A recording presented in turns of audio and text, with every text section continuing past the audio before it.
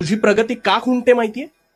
अरे प्रयत्न करता करता कालांतराने तुला हळूहळू यश प्राप्त होऊ लागतं आणि मग मध्येच काय होतं, त्या यशाला खीळ का लागते हे तुझं तुलाच उमगत नाही, हो ना?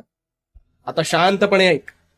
अशी एखादी तुझ्या ऐकिवात असलेली नामवंत व्यक्ती आहे का, की ज्या व्यक्तीच्या दाम्पत्याने त्या व्यक्ती एवढा नावलौकिक मिळवलाय? नको विचार करूस. असं होणे आजवर शक्य झालेलं नाही.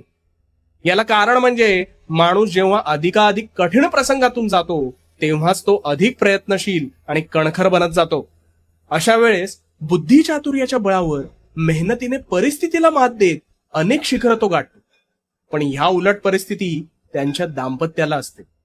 त्यांना ह्या परिस्थितीच्या झळा टोचलेल्याच नसतात.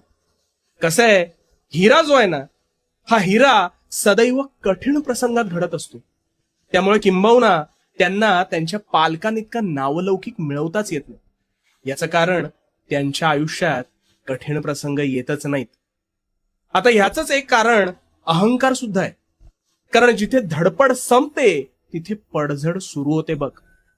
तू सुद्धा प्रगती करत असताना मध्येच डचमळतोस, कारण माझ्यासारखा कुणीच नाही ही गर्वाची आणि अहंकाराची वाळवी तुझ्या नकळत तुला बोचायला लागते. आणि तुझ्या या अहंकारापोटीच तुझी ही अधोगती सुरू होते. अरे माणूस कितीही उंच उडाला तरी त्याला शेवटी यायचं कुठे आहे?